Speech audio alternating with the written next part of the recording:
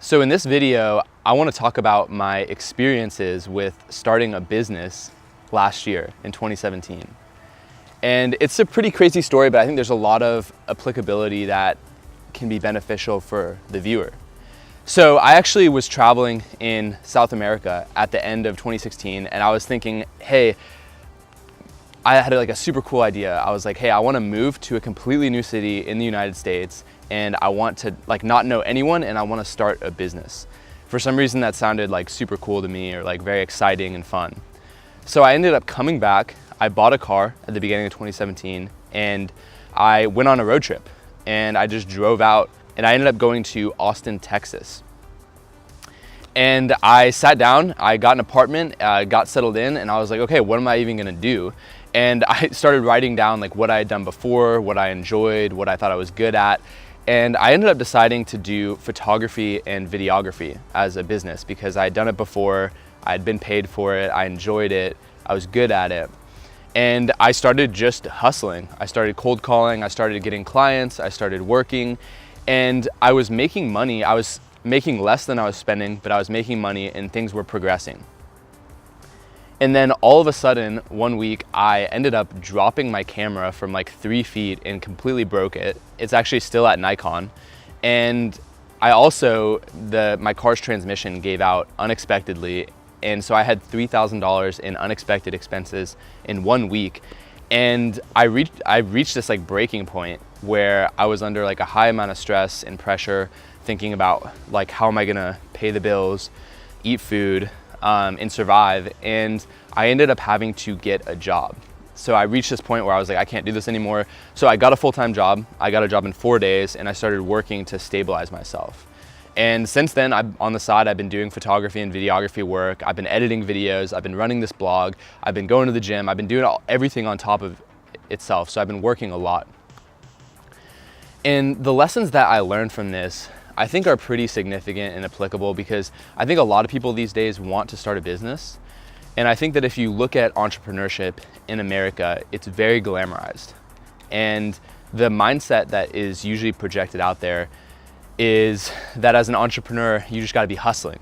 And you just gotta be working, and it's gonna be super difficult, and you're gonna fail, and you maybe will or won't fail. You have to be eating ramen noodles, you just gotta be working super hard, and it's just super scary. And I think that for me, I think that everyone has a different financial risk tolerance level. And I think it's really important to know yourself and to figure out what your risk tolerance level is. And for myself, mine is low. I mean, it's probably higher than most, but it's pretty low for an entrepreneur. And I realized that I didn't like being broke or not having financial certainty. It was the first time that I ever let my bank account dip really low. I had always had money because I'd always worked and saved and been super frugal. And so what I learned for myself is that what I probably should have done is moved here, gotten a part-time job, and worked on the side, doing my business on top of that. And around the same time, I actually listened to a podcast. It was an interview, it was super good. And it was this entrepreneur who had started like 30-something businesses in Silicon Valley. And he was speaking on depression amongst entrepreneurs. And he was just talking about how, you know, there's a super high level of failure amongst new businesses, like 90-something%. And also that there's high rates of depression amongst entrepreneurs, and then high rates of suicide amongst entrepreneurs in Silicon Valley. And I was listening to this, and it hit me really hard. I was like, wait a second, what is the whole end goal in this? Like, why do I want to be happy, or do I want to start a business? Like, what am I really trying to do here? And I think it really comes down to, my girlfriend, I think, says it best, when she says it's not what you do, it's who you are.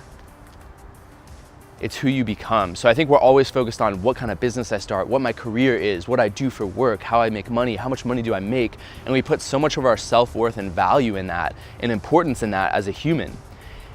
And I think that what you do is cool, it's important, but it's more so who you are.